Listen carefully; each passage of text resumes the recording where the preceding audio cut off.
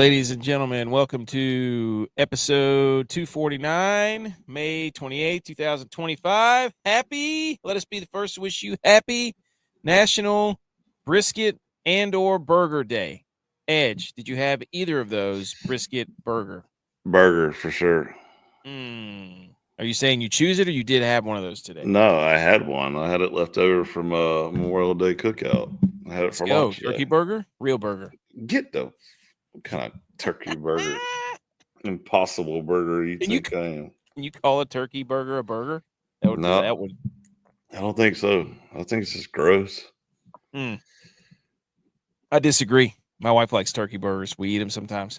Well, congratulations. I don't eat them. I don't want an impossible burger. I don't want a turkey burger. I don't want that. Just ground turkey, like making the patties, is disgusting. I mean, it does get watery sometimes. See there, that's not a real burger. Yeah, it does. But they're getting. I mean, no, I do like no. Don't make excuses. No, buddy. I had one the other day that had bacon jam on it. A burger. It was. So the turkey burger was so disgusting that you had to put it with bacon fat on it. Bacon jam. The same thing, isn't it? I don't know. The only appropriate way to eat bacon on a burger is to mush it up and mix it with jelly. My opinion. That's the most disgusting thing I ever heard of. You're ridiculous. No. When you come to visit, I'm going to take your meat touching on your grill and your, milkshakes that you don't know the difference between a milkshake and an ice cream sandwich. Yeah, all that stuff. Anyways, I stand firm on all of my points. I do not waver. You know that. I'm not saying you do. I'm just saying you're wrong. No, I'm not wrong. I'm AK. That's Edge. Tex will be on his way. World's finest Edge. Get it right. G.U.Y.S is flying over the Atlantic Ocean. I think he's going to Ireland or Scotland or something. He's doing something. I don't know what he's doing. He's flying to Australia. Somewhere. What are you talking about, dude? G.U.Y.S? Yeah. Oh, I don't know. He's flying somewhere. I have no clue. The brisket comes from the breast area and is separated into point cuts and flat cuts. The point cut is fatty and full of connective tissue, which makes it a great candidate for braising or smoking. There you go. So point cuts, not flat cuts, all day long, right? I don't know. But do you have any thoughts on brisket? It's. I mean, you're a South Carolina guy, so mustard on my barbecue, this and that stuff. I make a mean brisket, but it is a lot of work for just fat, honestly. Like it really is. I mean, let's think about it. It's fatty, nasty meat that you have to do a lot of work for. You have to cook it a long time in order for it to be right. And honestly, that's why Tex likes it, because he's lazy and he's from Texas and they have horrible football. So they have nothing to do but prep their brisket all day and cook and drink beer. So the highlights just going to the tailgate to look at each other's meats. That's right. Yeah. So we've got a whole bunch of playoffs going on right now. Currently, the Carolina Hurricanes were up 2-0. That quickly got reversed in a hurry. It's now 2-2, and I'm pretty sure the Timberwolves are getting absolutely bamboozled out of the gym. Yes, they're losing. They're losing by 30, and they've only scored 27 points in the half. So that's over. I think you can put to rest the whole Anthony Edwards is an expert. He's one of those guys, not to get right into it, but Anthony Edwards is one of those guys. It's like once all the smoke and once everything, whenever things are going well, running his mouth, which I respect. But then whenever it's going bad, he acts like he doesn't care. And I'm like, no. At some point, you got to have the killer instinct if you're going to be face of the league. If you're not face of the league material, right? I don't care what sport it is. You got to have that dog in you. Can't only have the dog in you whenever things are going well, right? My TV's messing up. Sorry, I'm trying to get to the. Oh my gosh. Okay, while you're doing that, shout out to the group of 5 guys I called in. Awesome show. Advocates of fair football across the country. And especially the group of 5, probably the group of 6, maybe even the group of 8 guys coming up. But they have an awesome YouTube channel. They go to a bunch of games for, the Sun. Oh, no, Florida Panthers just scored. It's 3-2. Shut your mouth. Don't ruin it. The group of 5 guys, awesome. They are advocates for every single non-Power 5 football conference. They are awesome, and we've got to join forces whenever it comes to things like that, because we're going to go into depth today again about the college football playoff. We've got that going on. We got the College World Series. We got playoffs. We're in a 3-1 slump. Somebody's got to bust this slump. Wow, that was a sick pass along the goal line from Marshawn.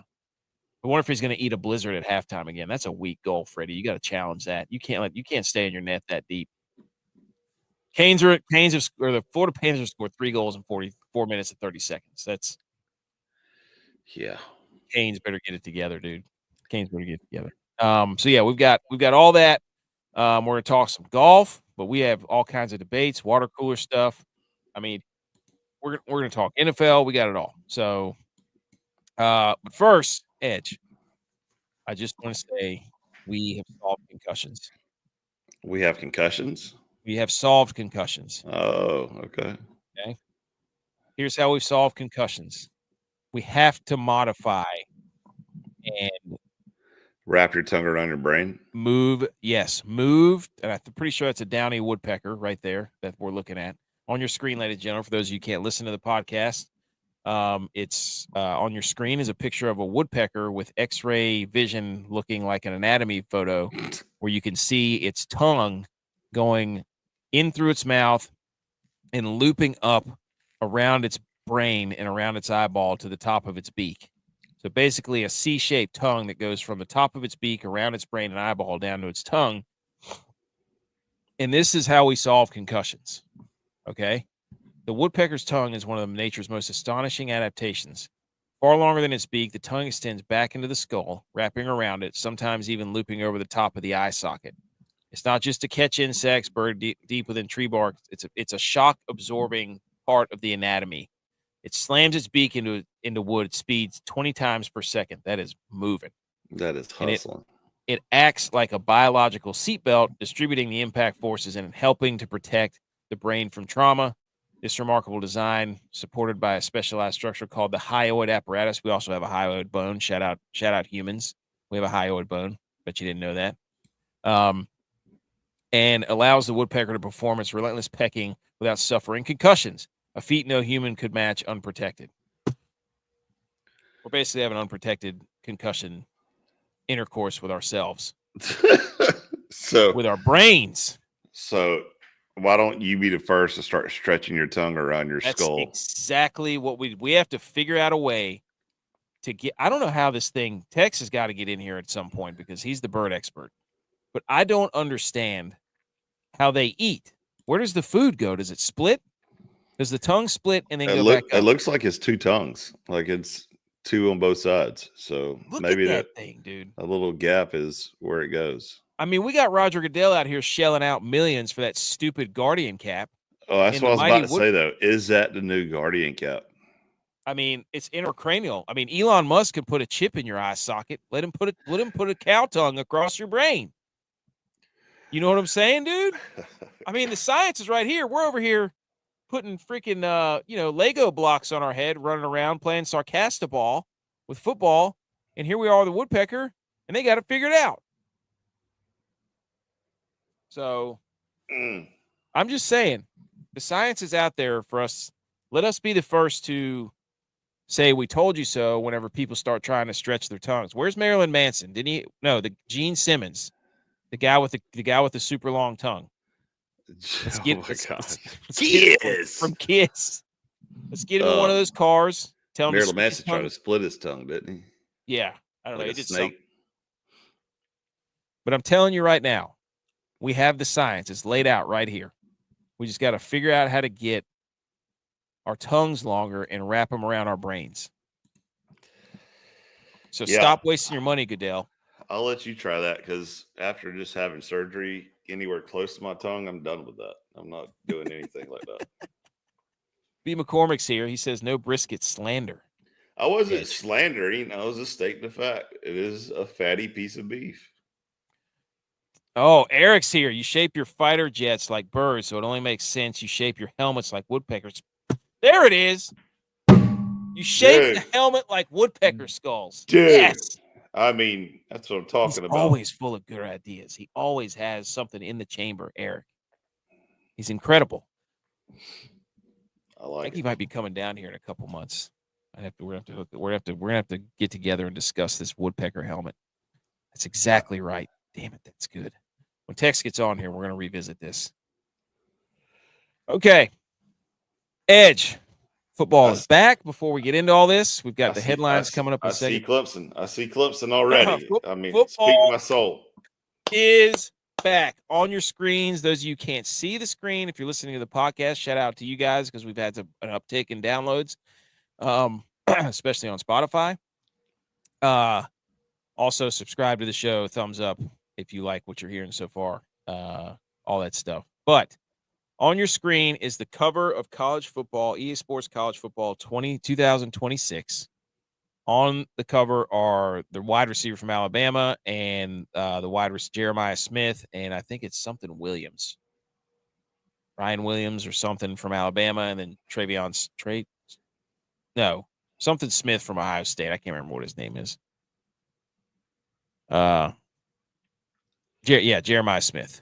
And automatically, if you ever did place a future on Alabama or Ohio State, go ahead and get that off the books as quick as possible because they got the jinx on them already. Oh, that's so true. Does the Madden curse apply to the college football 26 curse? Do you want to be on the cover? I don't think you want the cover, period. That's why they nicknamed it the Madden. Like Sports Illustrated cover, you don't want the college football cover. You don't want any cover. Just stay low and in the background, but noticeable in the background where everybody sees you, like that beautiful orange tiger paw right back there in the background. Just Clemson's on there. Are you worried? Does it have to be a player? Can it be the logo? No, it's got to be a player. No. Okay. Because that's a broad statement. This is the college football 26, and you can't talk college football without talking about Clemson. So let's count up all the SEC schools. 1, 2, 3, 4, 5, 6, 7, 8. Georgia made it, but barely up there in the top right corner. Do you see him up there? Yeah. A&M. Way up there. LSU. 2. Yeah. 3. You got Alabama behind the receiver 4, there. 5, 6, Tennessee, 7, Texas, 8. Auburn, and Ole Miss. And then Big Ten, you've got 1, 2, 3. You got 3 ACC schools. You got Arizona State, Notre Dame. No, you got 4 ACC. Florida State, top left. UNC, Miami over on the right. Oh, yeah, Clemson. This is foreshadowing. And then Big Ten, you've got Oregon. You've got Michigan. You got Ohio State. You got Indiana. Those 4. Kennesaw State made the cut somehow. And Army if you look up Air here, Force. if you look up, Air Force and Army are on there. And if you look right there right where the 2 is, look who's there, boys and girls. It's the Block A. Appalachian. It's App State. Is that foreshadowing? SMU's on there too. I see him right there. I see SMU. So that's 5 ACC. Boise State's on there. So I don't know what they're trying to signal with this, but maybe they're saying that Air Force, App, Boise, and Army are your group of 6. Maybe going to be fighting for that last spot. Or maybe they're calling a shout out to redoing the playoffs. Maybe they just went alphabetical order: Air Force, Army, App State, Boise State. Not at all. Clemson's behind Ohio State. I love this. I would like everybody's going to be reading this, being like, "What does this mean? What are they trying to say? What is But this guy right here, the dude from Ohio State, he is a freak. That wide receiver, he's a freak. So, but we have got to get Tex's opinion on this woodpecker helmet stuff. Where's simple. He at? He's over I don't know. He's chasing his kids around. Yeah, he said he was coming. I don't know what exactly he said, but he said he was coming. We'll go back to it whenever we, because he's a big bird guy. So he said he's coming. So we'll get his opinion here in a second. But in the meantime, let's go ahead and hit the Salute Your Sports, and let's get into some of this stuff. What do you say? Let's do it. Okay. Salute.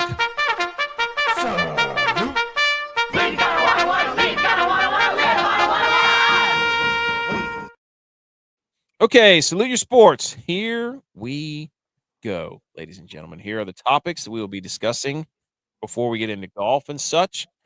Number one on your screen, here's our we have a 3-1 problem in the playoffs. Who can save us? And right now, the Timberwolves and the Hurricanes are completely letting us down. We as fans deserve better than 3-1 series leads. They're trying. They're trying. The Hurricanes is trying. I mean, you got, what is that, 17 shots on goal right now? They're trying, dude. It's just not working for them. I got to give them credit. The last game, we're going to go over it here in a minute, but the last game they played, they got back to their roots. They didn't try to be the Florida Panthers. I mean, they play a similar style, but Florida Panthers, a bunch of bullies in front of the net, and you're just not going to go toe-to-toe with the four lines that they have to do that. But we need a 3-1. Who's going to be the hero at 3-1?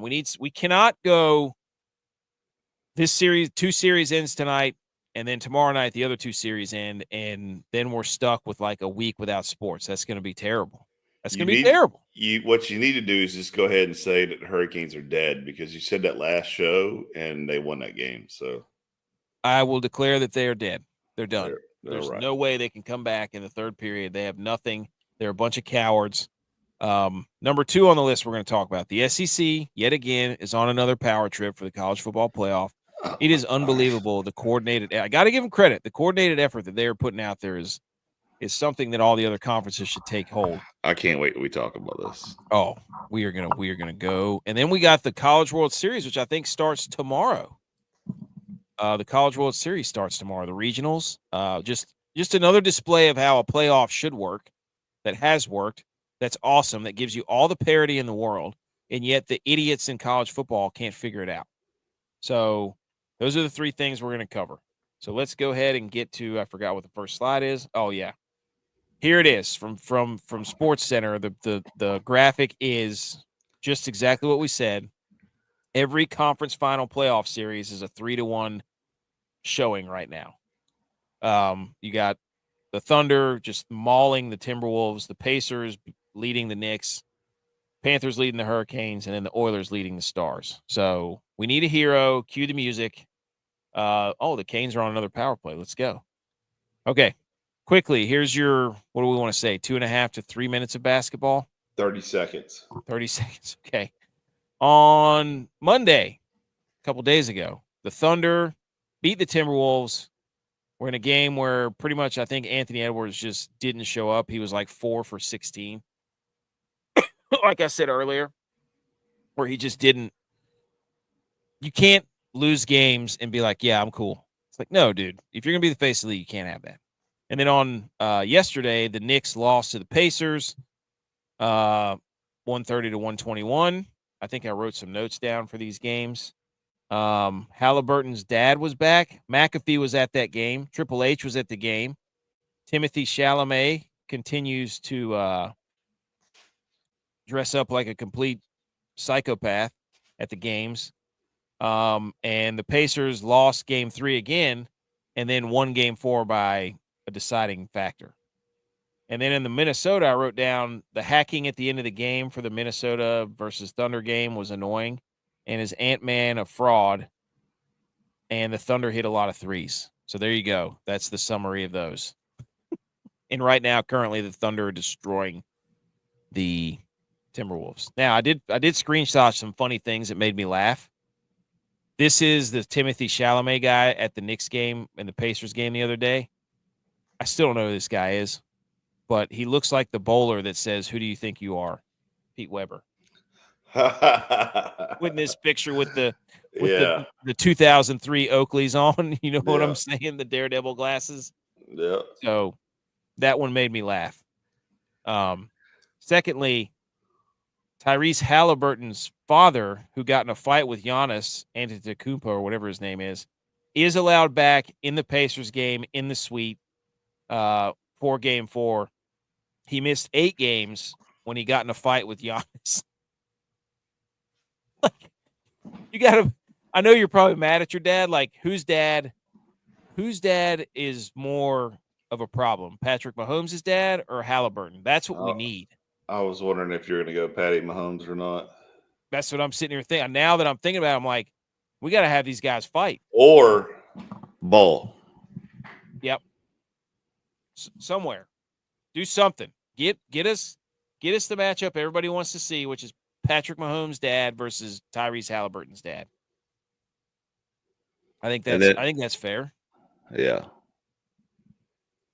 This also was hilarious. Todd Whitehead at Crumpled Jumper came up with a stat where it's just a graphic where it says 400 yards passing and no picks.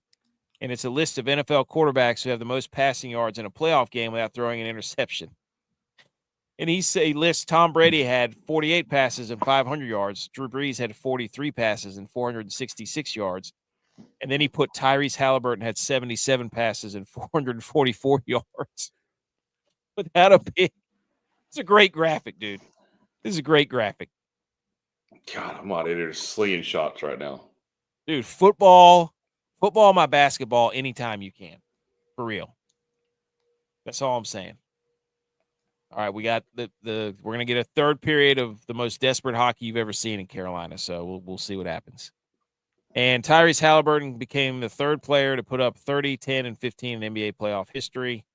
And he's the first to do it without any turnovers. That's why I had the passing stats on there. And I'm pretty sure that's all the basketball. If you want basketball, go somewhere else. We just pick out stuff that makes me laugh. There you go. NHL. Like I said, Monday, Hurricanes get back in the series with 3-1. They finally showed some life. We had the Stankoven. They broke the 19-year curse by getting an Eastern Conference final win. Stankoven scored the goal, and then they got two empty netters, and it was just a 1-0 basically goal that, like, everybody said that they had to win, like, because they weren't going to beat the Panthers at their own game, and the Panthers are just an absolute wagon. Bobrovsky's playing out of his mind, so on and so forth. But they're down going into the third. We're going to have I want them to keep winning because I want more hockey for this weekend. I want a game on Friday. Give me a game on Friday. They just put 10 shots on goal in the last minute and a half of a power play. That's insane. We need more. Got to have more. So, and then, I mean, if you're a Canes fan, are you mad? I guess you got to be. I was listening to a show today, and it's, or is it like you're an Irons fan where you're just used to losing? I got something for you later, dude. You're gonna love it. I'm gonna roast myself.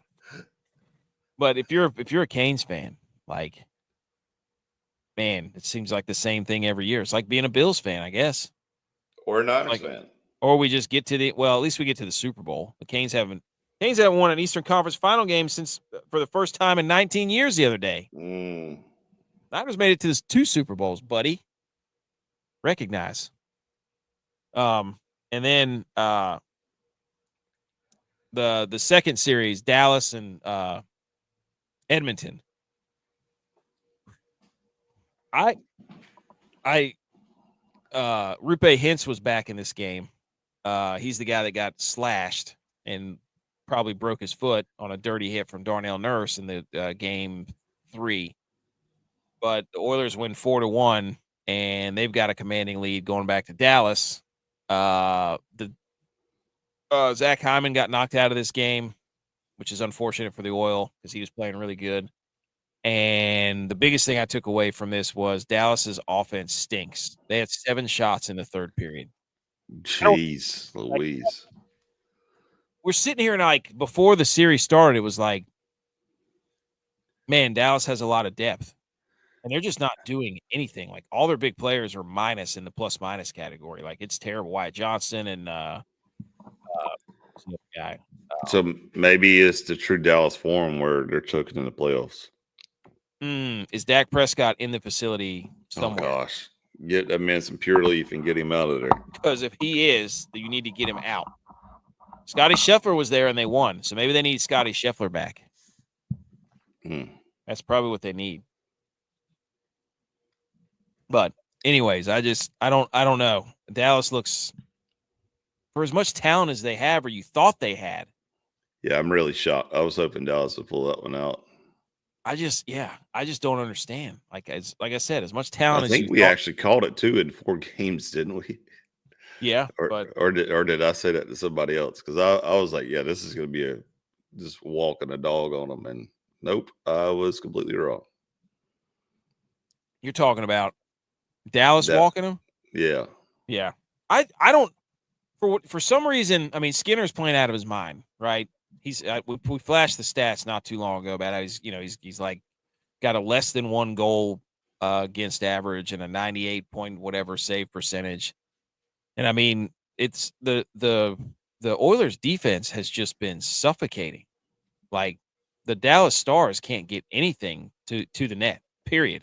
I'm just watching them and I'm like, they can't even shoot. It's terrible. So we need something special from them because I'm sick and tired of this watching these playoff games suck. Like we're watching the Thunder right now. They're getting beat by 40. It's terrible. I mean, the Wolves are getting beat by 40. What a joke. How do you just quit? How do you have no cojones to go out there and try? I mean, this is terrible. Anyways, I don't care. We're just pulling for the Hurricanes in the third period. That's what we're doing. Speaking of Hurricanes, this made me think of this. I saw this and I was like, you know what? oh man, it is Yeah. hurricane season. Dang You it! see what I'm saying, dude? That reminds me, I'm cutting every tree down in my yard. I'm doing it. Dude, I gotta get my boat lift fixed. The 2025 Atlantic hurricane season begins 1 week from today on June 1st. Everybody get ready. Unless you're in the NHL playoffs and hurricane season about to be over. That's why I put this in there. Now let's look at some of these names. Umberto, Barry. You can't be a hurricane named Barry, can you? Come Jerry. on. Barry, Jerry. What are they? What are they? Happy Gilmore? What do you say? I'll just go down by the Dude, bay. if we have a hurricane named Karen, it's gonna be like the worst one. Like it's gonna be a 5 going from Florida to New York. Like first time New York's got terrible hurricane damage or something. Oh my! Hurricane Van. Shout out Butch. Sebastian, spelled very weird. There's some interesting names on here. So you heard it here first. Storm names. How do they do this? How do they pick the names? I don't get know. it. I think it's one letter every year, and they just come up with random names. So, like you Oh, see, look at that. No. A, B, C, D, E, F, I G, H, I, J, K, L, M, N, O, P, Q, R, S. There's no wow, Q. dude, yeah, you got it, didn't you? Yeah. But see, like the first storm of the year will be Andrea. The second storm of the year will be Barry. The third will be Chantel. Chantel. You like that's how they go through it. Oh, they do go in alphabetical order. I can't believe I just figured that out. Jeez, dude, you live on the East Coast next to a beach. Like, what are we? I don't know. But that just made me, when I saw hurricanes, I was like, oh, I'm going to screenshot that because hurricanes, as one hurricane season ends, another begins. Yeah. Oh, gosh. Okay. That was a bad joke. Yeah, leave that alone. All right. So we need the Canes to come back in the third period. Everybody root for the Canes. If you're listening to this after we record it tomorrow, then oh well, we'll see what happens. Don't tell us. Okay. Moving on to college football. Apparently, again, I've got so many pictures here to show. I took so many screenshots of quotes and so on and so forth. But apparently now they're floating around the idea of, I've seen so many different things, right? And it's mainly the SEC running their mouths. You don't really hear anything else out of anybody else, right? And the college football playoff 5+11 model draws interest from the SEC coaches, an alternative option to highly publicized automatic qualifiers, Sankey said. Quote, at the coaching level, the question is, why wouldn't that be fine? Why wouldn't we do that? My story with Pete Thamel here reports. So they're talking about the 5+11 model. Tex. Pause this conversation immediately and go back. We need your opinion immediately. There is such thing as woodpecker lips. Yes. Tex, we solve concussions. I need your opinion on this. Did you know that a woodpecker's tongue loops around its brain? You're muted. Tex. I can't hear you. He's frozen. Can you hear me? Yeah, we Yes. got you now. There he goes. All right. Do you remember at our grandparents' house, they had those books, those nature books, Uh-huh. and there was a picture in those books that was very similar to this one. Okay. So yes, I knew that their tongues wrapped around their brains because as a young boy, we probably read those books 1,000 times. At least I did. Dude. You remember that for 35 plus years ago. Dude, yes, because the picture looked very similar to this. So the question Except there was is, an acorn woodpecker instead of this woodpecker. is this a downy woodpecker? This one looks like more of a red-bellied woodpecker. Dang it. He's got red on the back of his head. Oh, the head, the downy Yes, woodpecker has the red cap. Yeah, it has a little red cap. Yes, yes. My question is, how does it eat with its tongue doing that? Because its tongue squishes all the way out of its face, and then it like sucks it back into. It has like a little hook on the back of it. You've caught a seagull before, so Yeah, we caught one this year at the beach. Yeah, so It's if you illegal. pry its Don't mouth say that on open, there. it was an accident of circumstance. Right. We weren't fishing for them. I can promise you that. Two flying bullets hit each other essentially. Right. And so If if the you tree pry their falls in mouth, the woods, do you hear? yeah, if you pry their mouths open, they have like a hook on the back of their tongue. So like whatever it is they're eating, they like position it in their mouth and they like toss it up and they put it on that hook in the back of their mouth and they swallow it. It's crazy. It's a crazy looking thing. That is very crazy.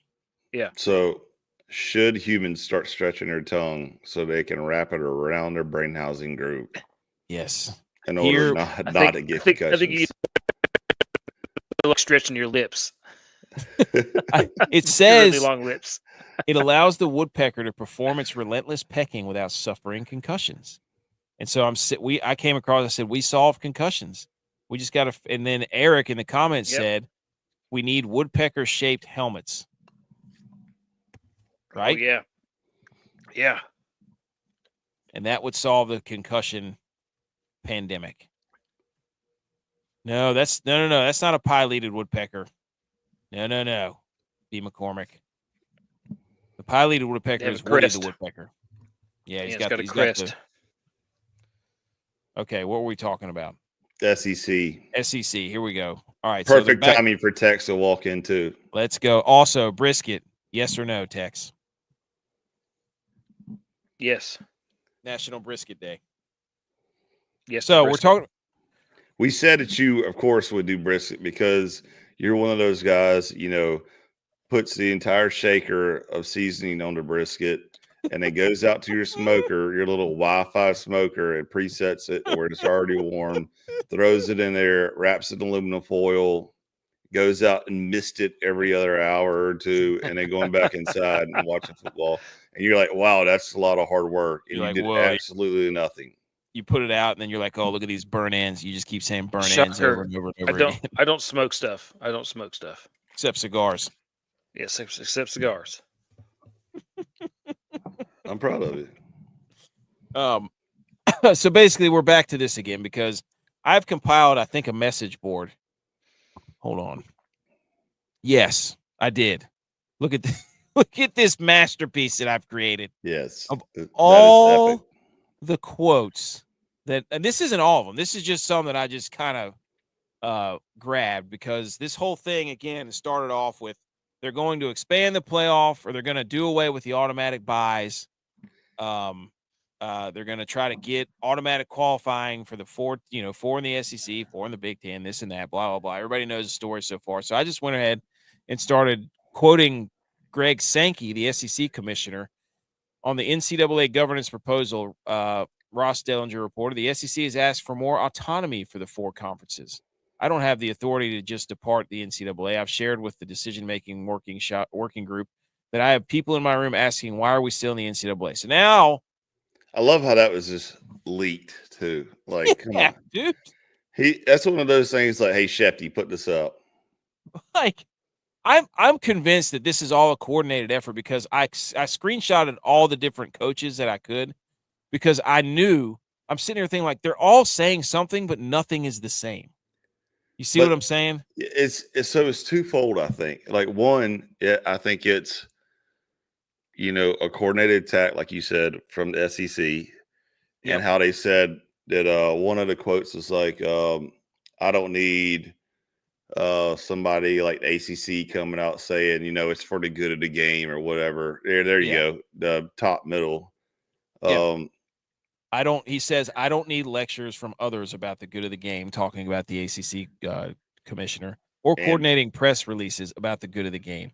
He references the Big 12 and ACC releases in wake of the seeding vote last week. They're going to go to the straight seeding model. So that's one shot, right? The second one is this is every coach's chance in SEC to pull the old Nick Saban, when back in the day when it was like if you had one loss, you might get in, two losses, you were definitely out. And that was the year that Nick Saban had two losses and he fought everybody saying that how he deserved to be in the playoffs.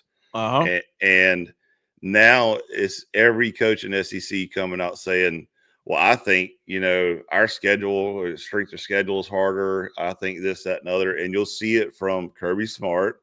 You've seen it from A&M's coach, Elko. Right here. And you've seen it from Alabama, which Alabama is completely irrelevant because they lost, 4 or 5 games last year? They got blown out by Oklahoma. They lost to Vandy. Yep. Right? They were 9-3.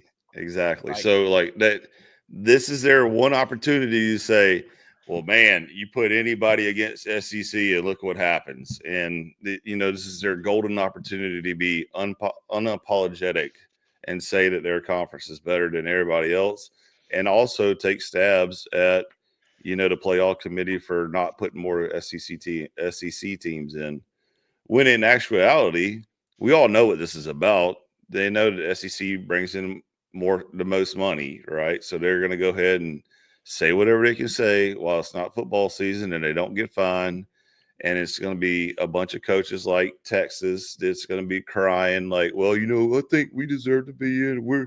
We got a great team and we paid our people a lot of money. Well, he came out and said, Sarkisian came out and said, there's no way anybody can go 16-0 anymore. And it's like, okay, buddy. Here we go. And it's this whole thing was set up like it's the guy who's the loudest in the room usually is not the guy who's always right, correct? Isn't that the saying? Yes. Like, take it from somebody who's the loudest in the room a lot of times. And is almost always wrong. Yes, most of the time I'm just blowing nonsense. Like, but the fact that they're the ones coming out and trying to be the leaders and like trying to, everybody knows how a locker room works. Like the guy who's rah-rah yelling at everybody all the time usually is not the leader. Like leaders are like just natural. You know what I mean? I don't hear the Big Ten saying anything, but maybe that's just because my algorithm's all messed up. Who knows? But the Big Ten's not coming out and saying anything. They're the ones that are just running through everybody right now. Right? I mean, I don't. So there's more quotes about Greg Sankey spoke a lot about the CFP, where the format might be heading in 2026 and beyond. Among the notable comments, well, in our own room, I've had athletic directors tell me directly that we've given too much away. In your own, so you mean to tell me your own room, the people that pay your salary, the ones that tell you, and you guys all confer and meet and do this stuff all together, that you've given too much away?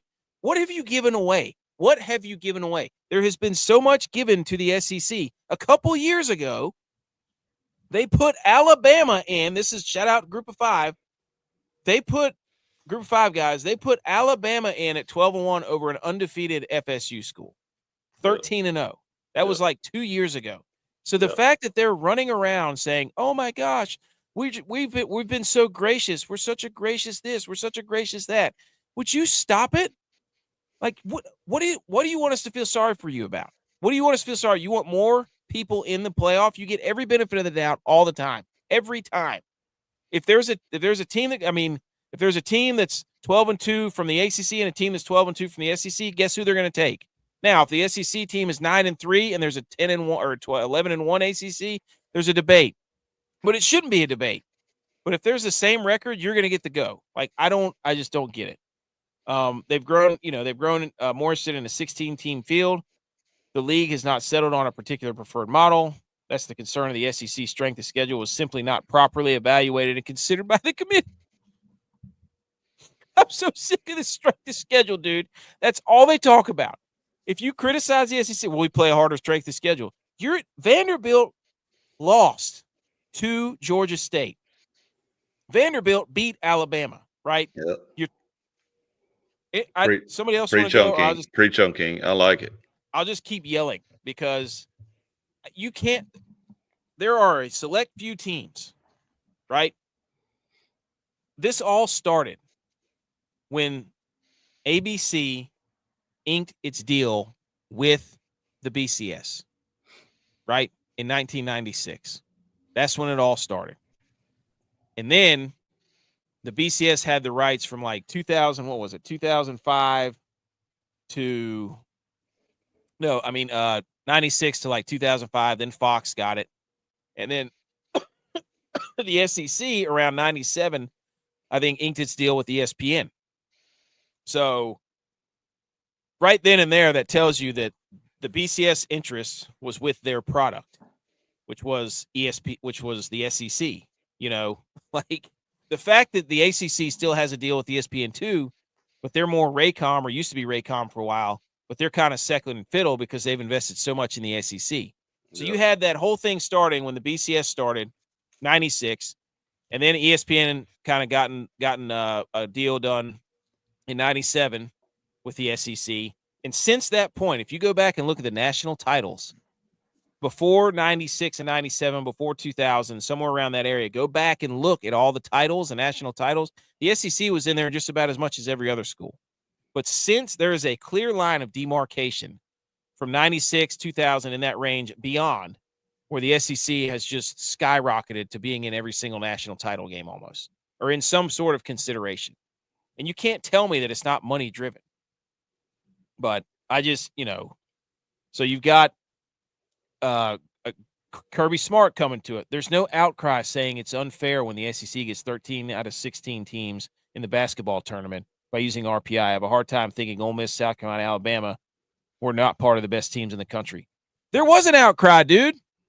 Did you not watch any? Like they live in an echo chamber. They live in a hollow. They live in they live in SEC land where everybody was like, there's no way the SEC has 13 of the best college basketball teams in the country. There's no way. Everybody was saying that if you weren't an SEC fan.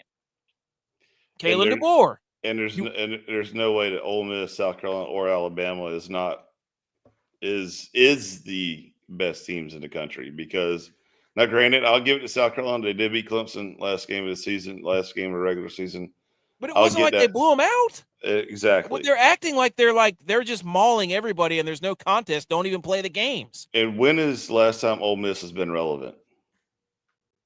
They almost lost to Tulane this year, did they not? I would probably say since Eli Manning, honestly. Like, I don't know. Ole Miss is a great party school, great for the SEC, fit set, but leave it at that. Like, you're not going to see Ole Miss in a natty.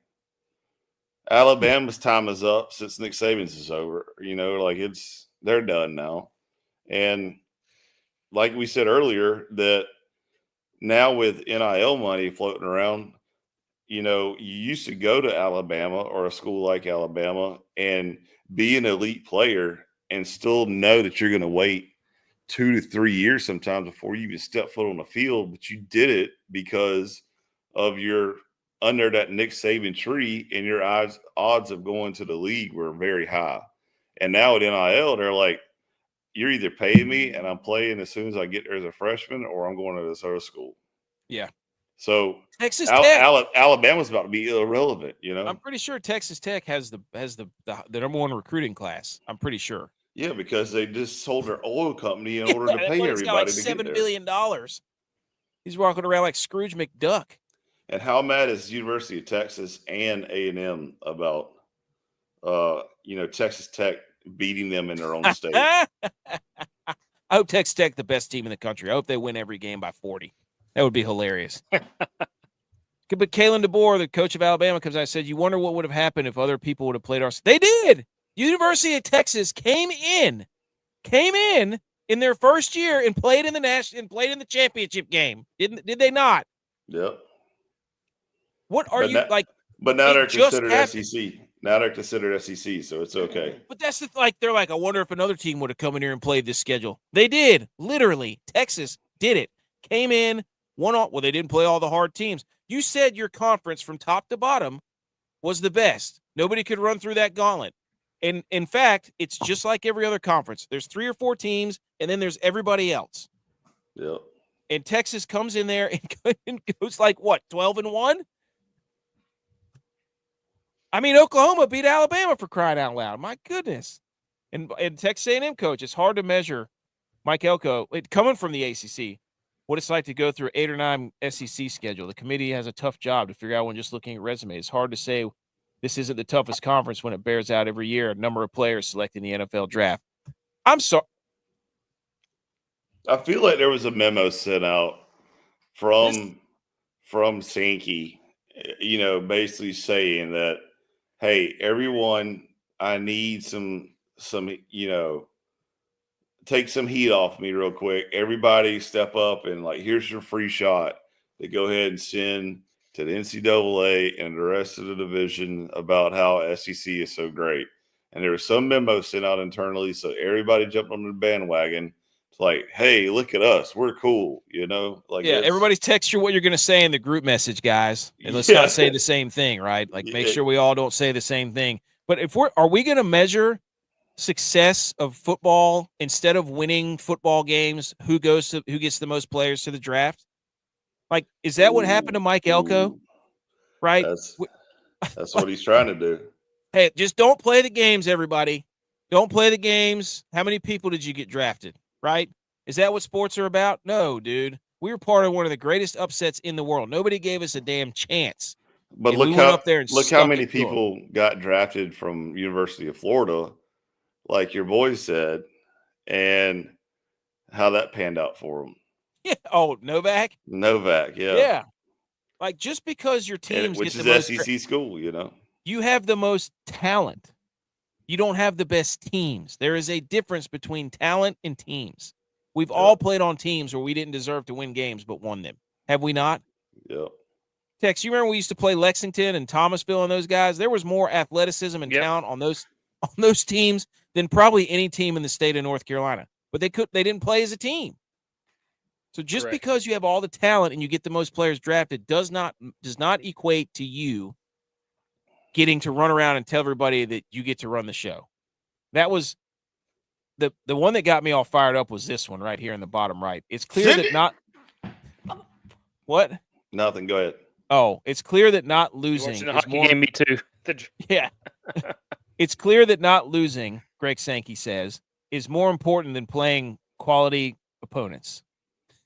Yeah, dude. That's why every year Alabama plays Charleston Southern and whoever at the end of the year.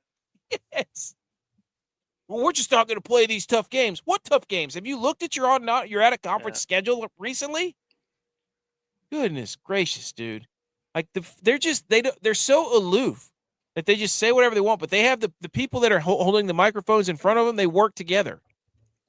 So they don't care. They can say whatever they want. Nobody in the microphone is going to ask a hard-hitting question because that's their employees together. Yeah, they're employed. So it's like, I love that line. It's clear that not losing, which AKA winning, it's clear that winning is more important than playing quality opponents. Well, yes, Greg Sankey, winning should matter. You should put your team on the field against another team in a completely unbiased situation and let them play the game and then see what happens. Whoever scores the most points wins. Dress it up however you want. You wanted to say it's clear that not losing is more important than quality opponents. I can't believe he said that. I can't believe he said that. That's just winning. You play to win the game. You play to win the game. Go listen to Herm Edwards' press conference like 20 years ago. Greg Sankey. Yeah. Golly, hey, you know what? We lived through the time of the great press conferences too. You're not kidding, buddy. You had Jim Mora. Practice. Playoffs. Playoffs. Allen Iverson practice. Yeah, Allen Iverson practice. Yeah. R.I.P. Herm Edwards, Darryl Green. Darryl Green, R.I.P. Yeah, we thought they were. We let him off the hook. You play to win the game. I just can't believe. You know who this you know who this reminds me of? The SEC is the Dallas Cowboys. No. They don't care. See, listen. No. Let me finish. Then you can go. Now you're just taking shots because you got yourself all worked up. No. You're starting to be the loudest guy in the room again, who is always wrong. We've already discussed this. You just need to stop. You just need to stop where you're at. Just stop where you're at. No, the Cowboys. They're the Cowboys. They're over there laughing. Greg Sankey's like, any publicity is good publicity, guys. We're just trying to get likes trying to find that glory hole. That's right. Yeah, well, just give me some shoes to lick or drink a beer out of or whatever he likes to do. Oh, Jerry gosh. Jones. So that was the college football. Football interview. He was trying to find that glory hole. That was the college football quote board from the SEC. Just an all-time coordinated attack, and you can't convince us otherwise. Yep.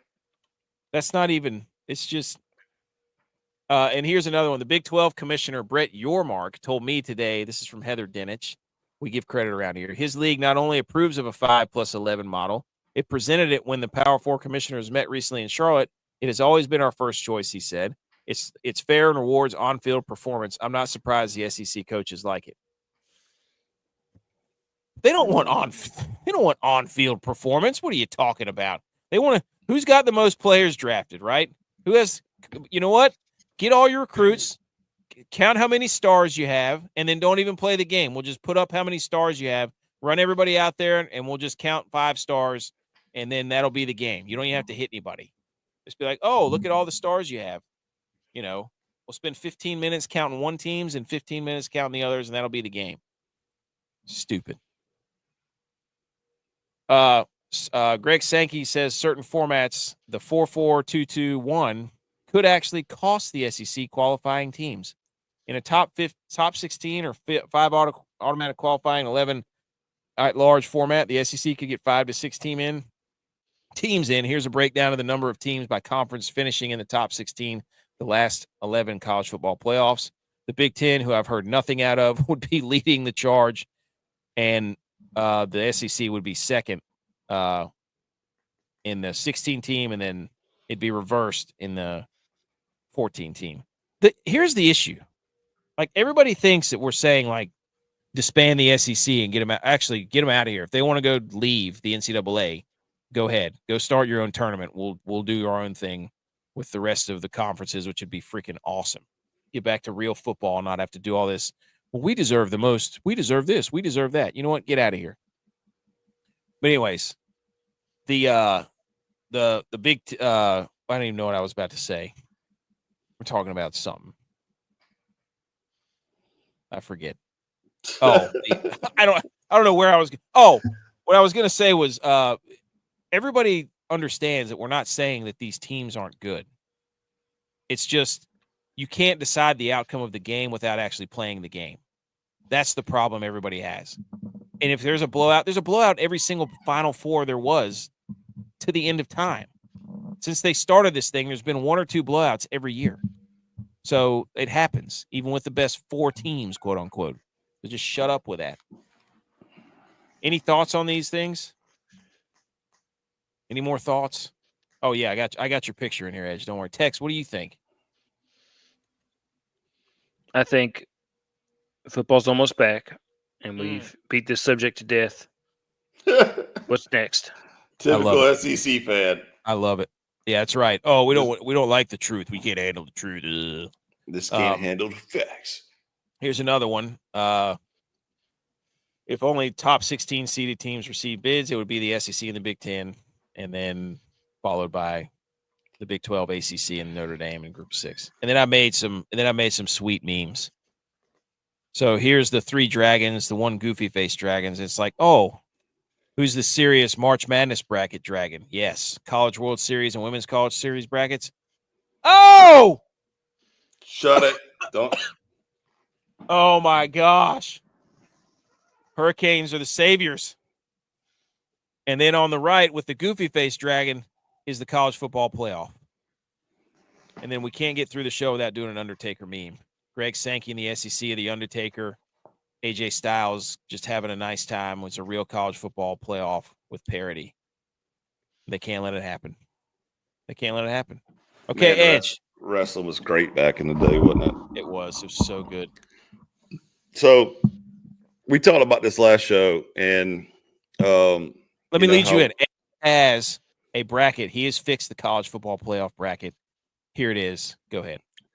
And I did this in all of 5 minutes, by the way. So, like, all these brains, meeting at the SEC conference and NCAA conference and all that other malarkey, literally sat down for 5 minutes and wrote this out. So, for the playoff, you could do it two ways. Basically, have Mississippi River divided, right? So, Love that.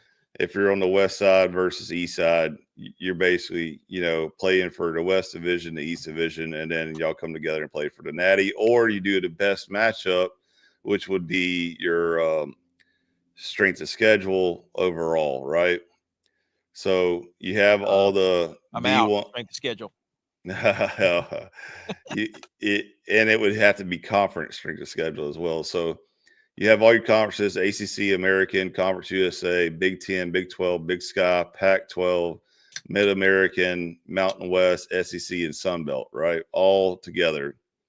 The first round bye would be the best overall record. So if a team did go 15-0 or 16-0, automatically they're sitting out for the first bye. And then this is when I said, like, you could divide it for, like, Mississippi, for example. So you would have the American and Sun Belt play a game, the Mountain West and the MAC play a game. The winners, say, we'll just, use it hypothetically, say American, or we'll say the Sun Belt, App State, Shout out us. Shout out App State. And the winner of the MAC would play, and then they would go on to the next round, right? So now you got the second, round, basically, whoever wins that, and then the third round goes to the finals. And then you would have the Big Sky versus Conference USA, Pac-12 versus Big 12, SEC versus Big 10 in the first round, right? Love it. And then there is no other conference to match up, so that whoever gets that first round bye would play the winner of said group, SEC versus Big 10. And then that winner would go on to the semifinals and then the national championship. And so what this essentially means, and what we discussed before, is this is the winner of your conference. So eliminate all this other at-large bid and all this other horse crap. Win your conference and go play, and take all the conferences, put them together, play it out, and see who wins the Natty. And then there's no more discussion. And it also is twofold, because if you do it this way, it evens the playing field with NIL. 100%. Because that's the part that people don't understand. Because, like, it's going to be hard for a MAC or a Mountain West team to compete with an SEC money, right? But if you say, hey, we're willing to shell out some cash just to get you to a conference championship in hopes that you can push us throughout the playoff system, it starts to even it out. And then you're not going to see Texas Tech being able to spend $30 million on their team, or an Ohio State spending $26 million on their team. Because now it's like, I'm playing, or either I'm going over here to the Mountain West. I'm playing, or either I'm going to the ACC. Like, it starts to even it out. It self-disperse. And you actually have a chance at, AK Cinderella story, where App State's got a chance to go all the way up to the Natty. That's right. Well, what it does is you get paid to make the playoff. So you get all that money to make the playoff that you can reinvest back into your program. So I get so mad at all this, because it's just like, they just need to let them play the games. Like, and I don't think that the coaches want to solve anything, because they get to keep going to meetings and all these, like, exotic resorts, and, like, having, like, all-inclusive meetings and talk about football for like 5 days. Oh, we got another conference, honey. Got to go down to Charleston this week and We're going to be there for 3 or 4 days trying to hash this thing out. They don't want to solve anything because if they solve anything, their vacations are over. You know what I mean? Like, yeah. So I like this. Winners get in, everybody else is out. And if you want to win and get in and make and incentivize winning, like you win your conference and make the playoffs, you get money. I don't care if you're in the MAC. That'll make the MAC better. That way everybody's competing now every day to try to get that championship. Not for a stupid, meaningless bowl game.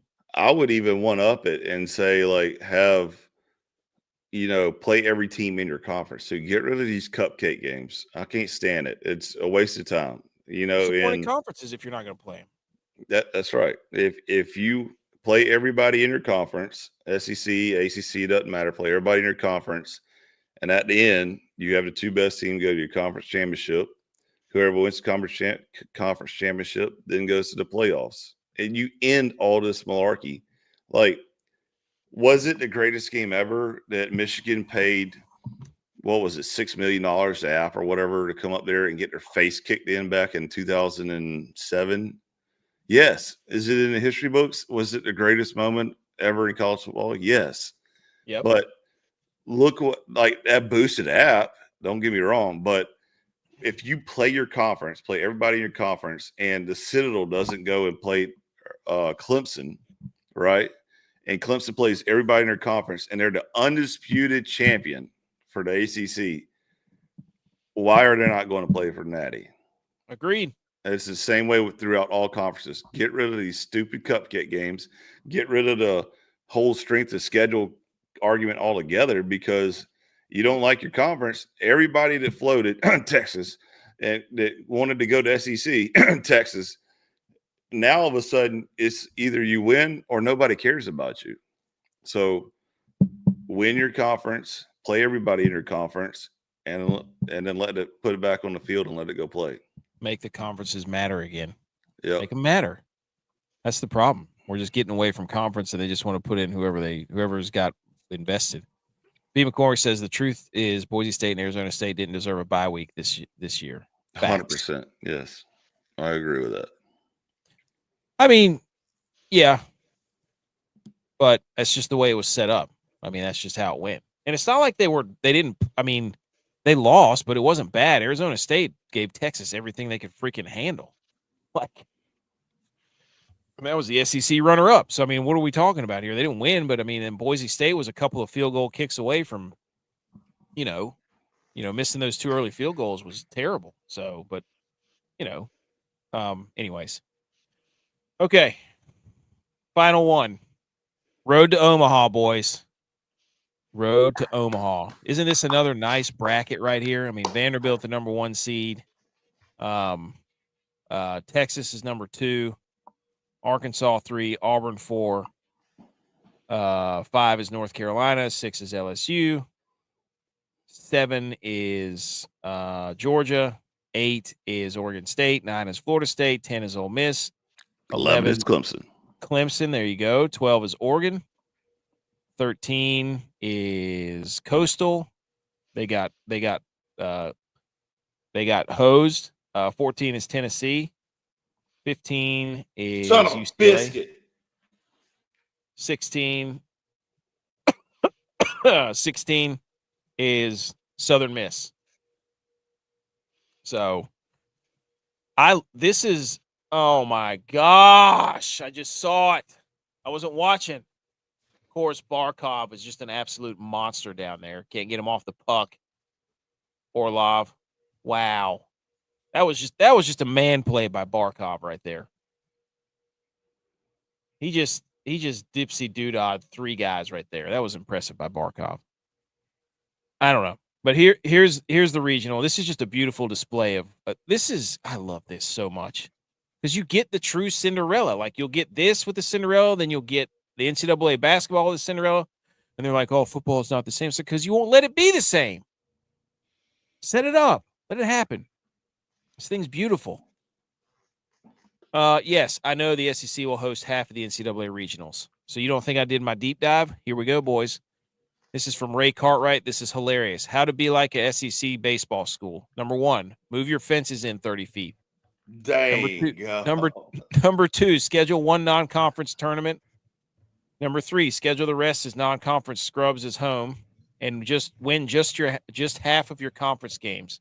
You'll be rewarded with an easy path to Omaha if you successfully complete all these challenges. Sounds He familiar. got like 2 million hits, dude. He went in on 11 of the SEC, 16 SEC schools had a non-conference strength of schedule in the bottom half of the college baseball. It's not a question of how they artificially inflate their RPI, but why they are rewarded for it. So they had a terrible – this is Texas non-conference strength of schedule was 203. Arkansas 174. LSU 221. Look at this. All these are in the triple digits. They schedule these non-conference BS schedules and then play. They do the same thing in football. They do the same thing in basketball. That's the right. SEC has it's a Ponzi scheme. The SEC has a Ponzi scheme. Preach. Like they figured out we're just going to parade around saying we're the best. Look at our strength of schedule. Look at our strength of schedule. Look at us. Look at us. They're like that guy, the ShamWow commercial guy. You know, you need ShamWow. Dry your car off in 5 seconds. ShamWow. ShamWow. Ashley Schaefer BMW. Whoo. Oh, Lordy. It all results in Coastal Carolina. Teams like Coastal getting hosed. Coastal had 48 wins, 4th most in program history, and they're the number 13 seed. And that's what all this boils down to. But you know what? They get to settle it and play it on the field. Boys. And free concessions. Exactly. Yes. Shout out Coastal free concessions. Here we go. We've got a beautiful uniform lineup of the regionals. And everybody was tasked with picking the best, the one regional that stuck out to them the most. So Tex, which regional stuck out to you the most? Probably the Eugene one because everybody's green except for the one team. That's a great point. Who is it? Who's in there? Arizona. Arizona's in there, but who else is in the Eugene Regional? Oregon. So Cal Poly and Utah Valley. Whoa. A lot of greens. Are we going to have to do a mascot bracket again? That's a great. That didn't work out so well for March Madness. How many green teams are there? 1, 2, 3, 4, 5, 6, 7, 8. 8 green teams. That's pretty good.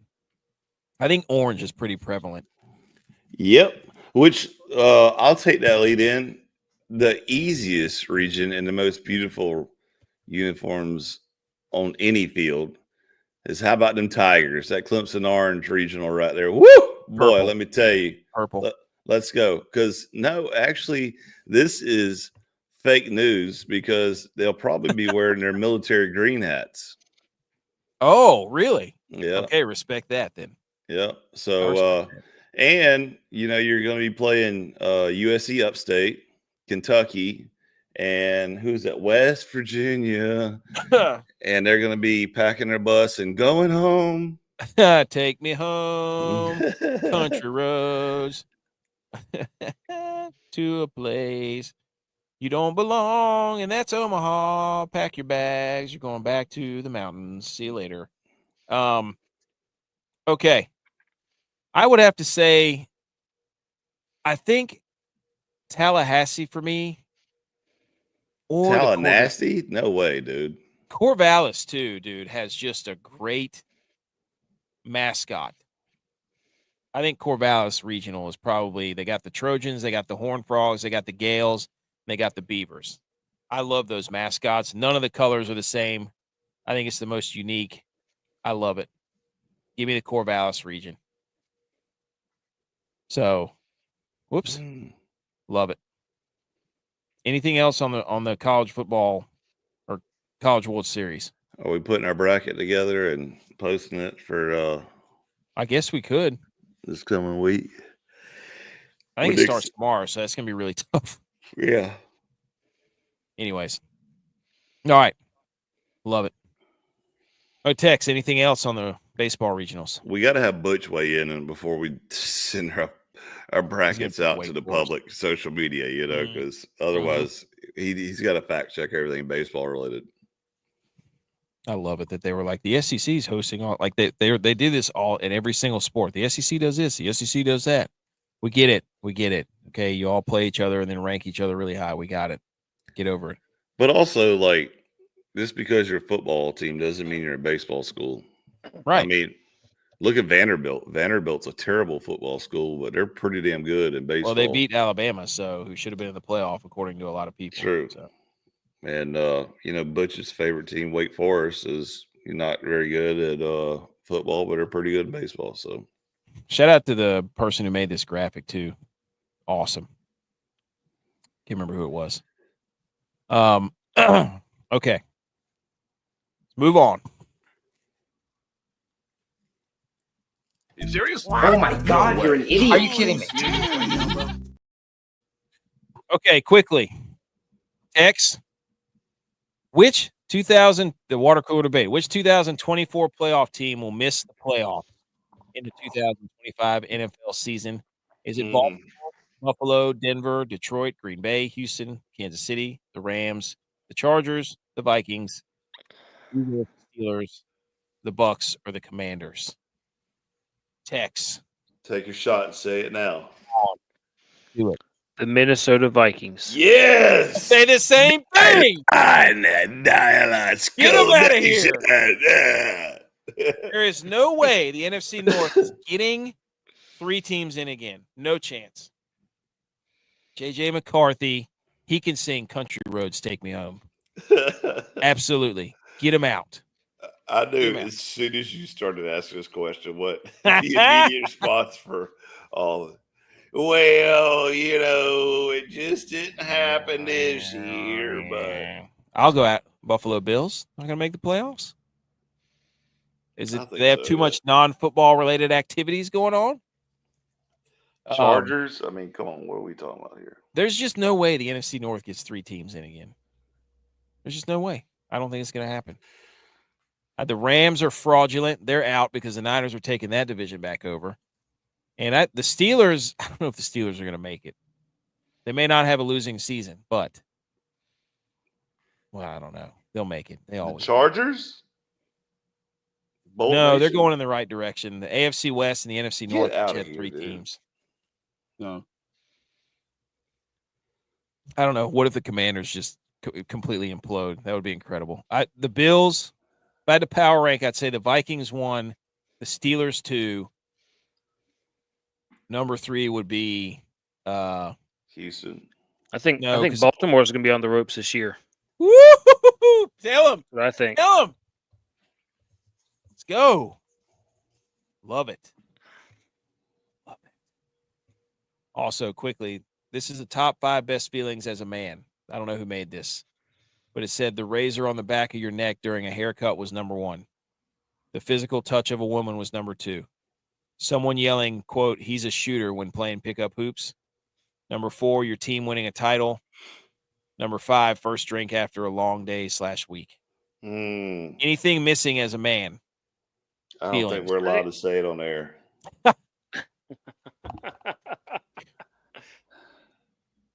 I think the morning of the boys' golf trip. Yes. Like waking up after. Or is it the week of the golf trip? I don't know. Like, the first morning you wake hyped up and it's like tea time. Everybody's hyped up. You're playing AC/DC Thunderstruck, and at 7 o'clock in the morning, and everybody's just like, oh God, what are we gonna get up and go play? And it just takes off from there. And you just put on a performance that you didn't even know you had in there. You wouldn't know anything about the razor on the back of your neck for a haircut, though, because you have yet to do it. So that would be on top of my head, pal. Either way, you have yet to cut your hair. I'll do it. Sure, yeah, next year. Tex has been here twice. He's had plenty of opportunity to do it. Carolina's on a power play again. Save us. Yep. Yeah. This Huge. is it. Anything else They is get missing from this 3 group? minute advantage because they're going to pull the goalie after 1 minute. Dude, sticking your shoulder pad in somebody's solar plexus and just decleating them is a very good. Oh yeah, and you hear that get? Oh yeah, yeah. Like, that is epic. Yes, that's tough to beat. The sound that the crowd makes after you make the hit. Oh, Yeah. And I'll say this too, because Tex doesn't know how this feels, but watching your team win a title is pretty euphoric as well. I wouldn't know it either because my team loses every time they get in there. So I've it seen sucks so 3. bad. Oh my gosh! I've seen 3 Cowboys Super Bowls in my lifetime. Shut up, dude. I've seen Penguins. No, he said top best feelings I've as a seen man, 5 not as a I've little seen boy. 5 I've seen 5 Pittsburgh Penguins titles in my lifetime. I have seen 1 Texas Rangers World Series in my lifetime. Digging deep, buddy. That's a What hell of am a I- shovel I've, you got. I've right been there. on the field as Shut it! Go! Okay. Top 5 best feelings as a man. That's a good list. This thing went viral. Good for that guy. Okay, next is golf, That one's and post. then somehow Derek. God, dude, we need it badly. Everything you got. Hey, Canes, come on. What were we about to do? Everybody, if you're allergic to electric guitars, cover your ears.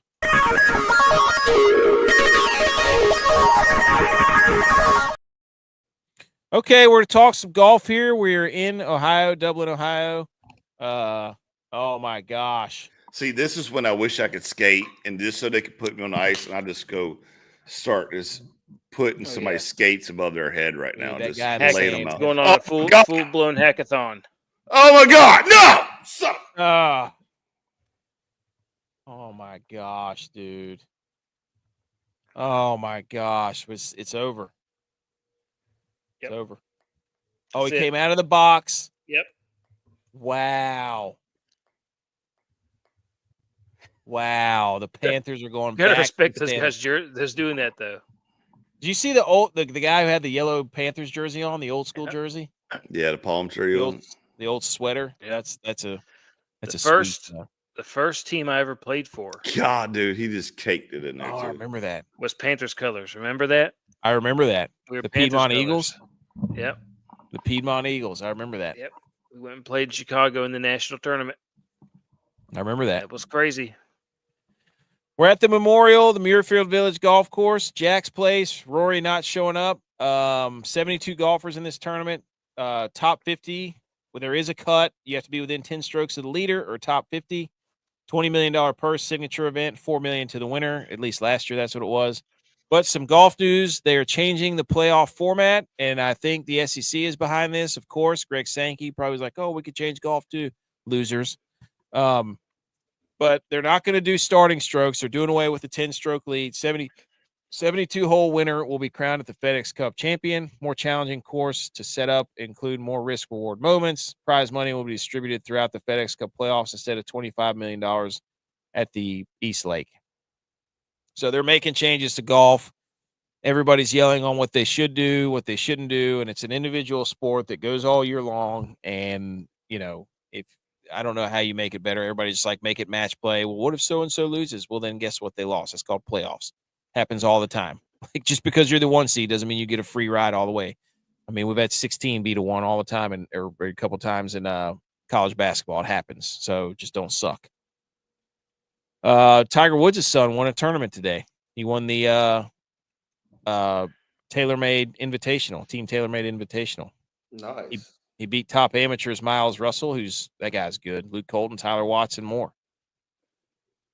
Are we starting the run, boys?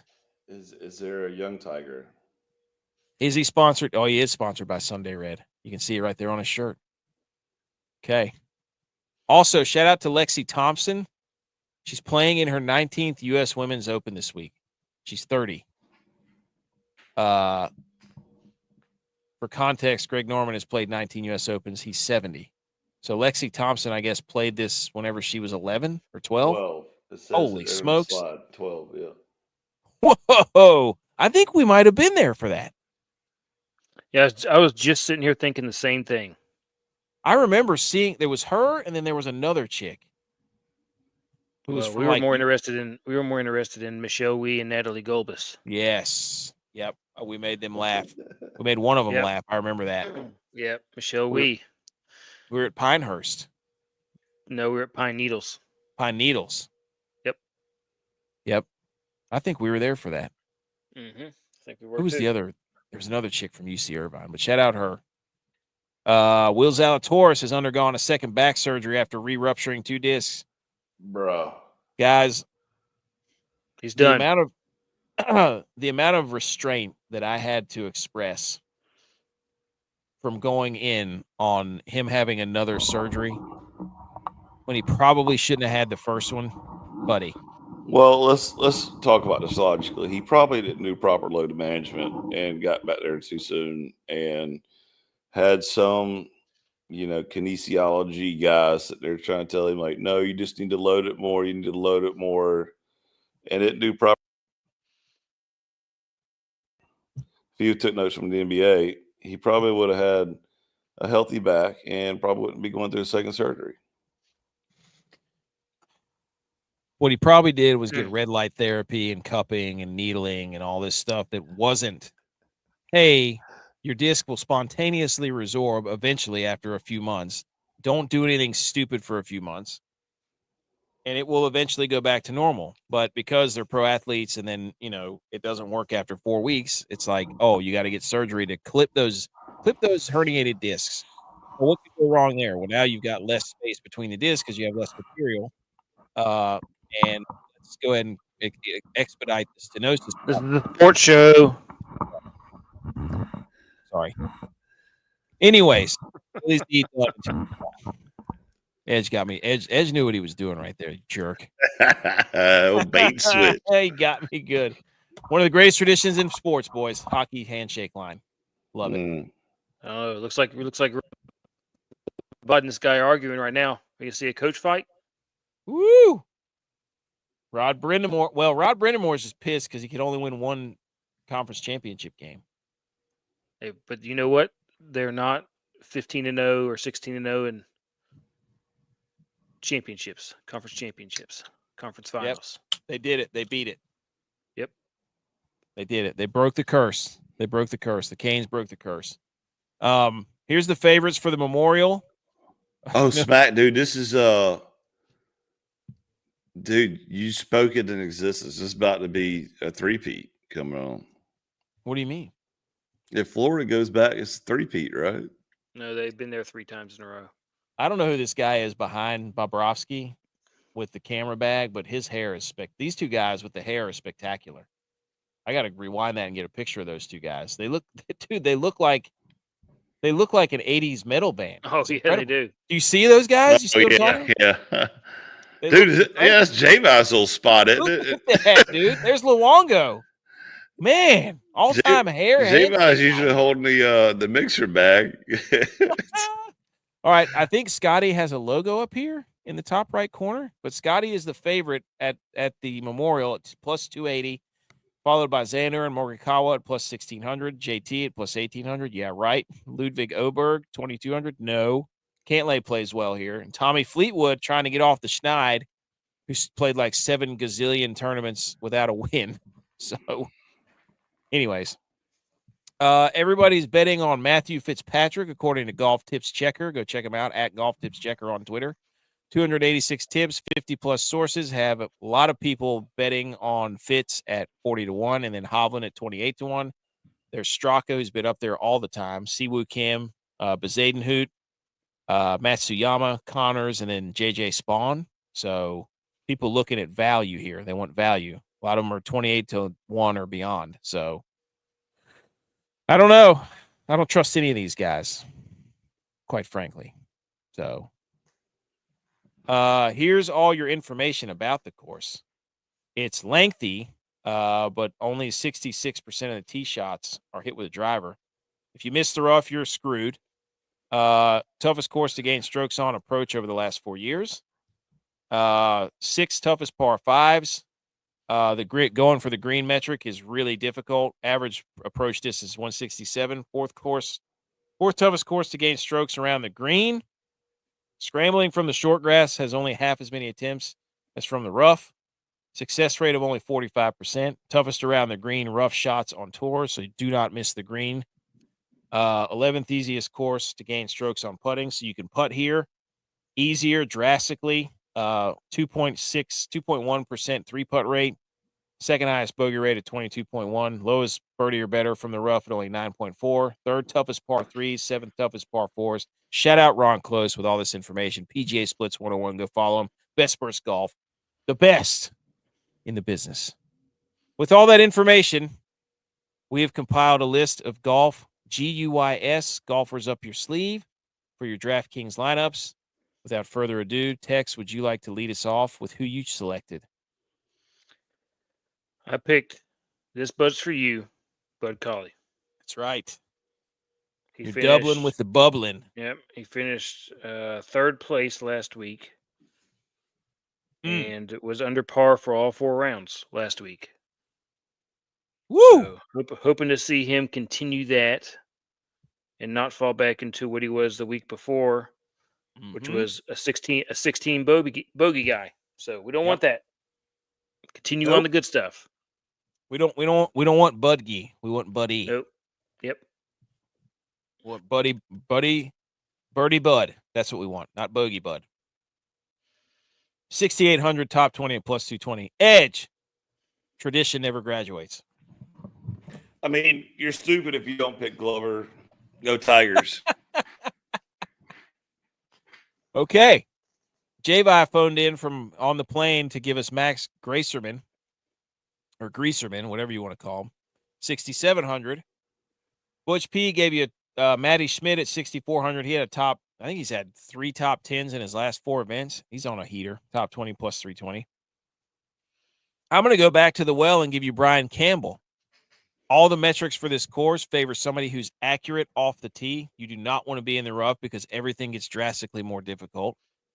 So why not pick a guy who's top 20 in driving accuracy? And if you look at his strokes gained approach and strokes gained around the green, Brian Campbell is top 30, I think, in both, maybe even better than that. So Brian Campbell, 6,100. He let me down last week, but I believe in him. I believe. So also shout out Andrew Novak, who was meeting with Keegan Bradley, who's the Ryder Cup coach. So Novak might be. We're lobbying hard for Novak. Every time I see Novak, I'm like, this is Captain America. He's Mr. America. Okay. We got some how dare yous, and then anything else on the golf tournament. Should be a good one. It's usually a pretty tough kind of, it's not a birdie fest, which is, I love watching those. Jack's not going to walk away from that. Oh, yeah. Rory's not playing in this thing, by the way. Jack was pretty upset about that. But anywho, we'll get these out. Okay, boys. One last. How dare you? How dare you? How dare me? How dare you? How dare you? How dare you, sir? You're gross. How dare you? How dare yous? Who wants to go first? I have a couple. Go for it. You want me to go first? Yep. How dare you to Brandon Jacobs? This is not fair. Hey, come on. Come on, dude. Brandon Jacobs says, soon I will be the smallest Jacobs man. He's like 6'5", and his kid is like a good head and shoulders taller than him. Mm-hmm. That genetics, that's crazy, dude. Group of 5 guy, by the way. Southern Illinois, I think. Did you get the other picture where he's in uniform? There you go. Look at him. How about him Tigers? Look at how big this dude is. Dude. Yeah, that's insane. I'm so excited. Good. I mean, Brandon Jacobs is massive, dude. He's like 6'5", 240 pounds. Massive. And his son, like both of them, are just gigantor. It's incredible. And there he is in his Clemson uniform. I got more, but if you guys have one, go ahead. What you got, Tex? Yeah, skip me. Okay, I got it. I got you. I'll fill it in. How dare you to bees? How dare you to bees? Worker bees like to get drunk, and guard bees punish them by breaking their legs. How dare you, guard bees? What? Let the workers look at this, dude. Bees can become intoxicated by consuming fermented nectar or sap, which affects their behavior and is noticeable in their waggle dance, a method bees use to communicate. When a bee returns to the hive in this drunken state, guard bees can detect the abnormal dance and may respond by biting off the intoxicated bee's legs, effectively punishing it and serving it as a deterrent to others. This strict behavior underscores the importance of discipline and order within the hive. You come back. I got a sauced beehive up. now, so I'm about to check this out. Dude, I need you to get in there with a camera and see who's coming back, staying out late. Nothing good happens. Giving them little breathalyzers, little bee breathalyzers. Your ABV. Oh, you get Yeah. the ABC store. Come on, you may keep going. No, we're good. Okay, but how dare you, bees? Right? Guard bees, especially.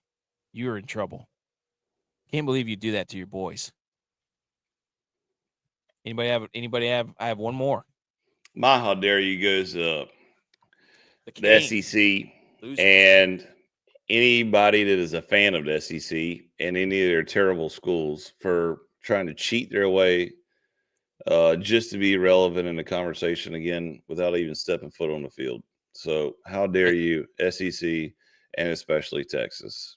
Agreed. Biggest Ponzi scheme going. Let's not play the games or do anything and just live off of our reputation. Tex, you have one? Still thinking. No, you got mine. The bees. Yes, Everybody bees. has those Right. legs. That's it. That was Josh. Josh says Jacobs is still a man amongst dude. It is unbelievable how big that guy is and how big his son is. Also, how dare you to the Niners for doing this to me? Let's First go. playoff win since 2010. The Niners, the Chiefs have 18 since 2010 playoff We've wins. already known this, though. We've already said this before. I know, but I saw it and I want to how dare them again because they're killing me. Killing me. All these Super Bowls, with all these playoffs. I mean, nobody's won more playoff games without a Super Bowl than the Niners since 2010. This is BS. Dude. Yeah. Mhm. BS. Pretty terrible. Pretty terrible. Also, Bills are in shambles. It just keeps falling. Just keeps falling. Joey Bosa, calf issue. The Bills are in shambles. Might miss the playoffs, Tex. 2 Bills drive. No, he's just doing proper load management. He's fine. B. McCormick, here you go. He says Hovland, Cantlay, top 20, JT, top 10, Chef, top 5. Okay. Plus 12, 14. Tex, take a Okay. picture. Let's put this in. Everybody put that in your computer. From B. McCormick. Love it. A plus 12, 14, absolute farewell fiver right there. Anything else, boys? This was a blast. Nothing gets me fired up more than yelling about the SEC in the college football playoff. And load management. Oh. Tex had to reel me in there. I was about to go down a dark alley. I was letting it sink, too. It was about to be Zally Taurus because I was about to go down the alleyway. Let's go. How about them Tigers? Woo! Hey. Could be Clemson versus Texas again. 2.0. Good. Baseball. They're terrible. All right. We will. What is today? Wednesday? We'll see you later. We'll see you Sunday. Everybody have a good week. Don't let the SEC get away with it. Go Niners.